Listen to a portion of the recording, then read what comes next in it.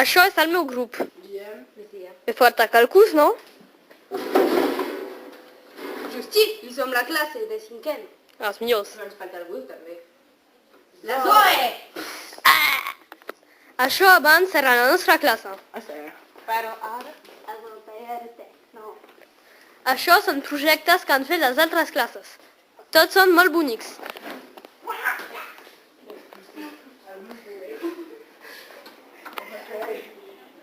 Com veieu, tots són calaixos molt bonics.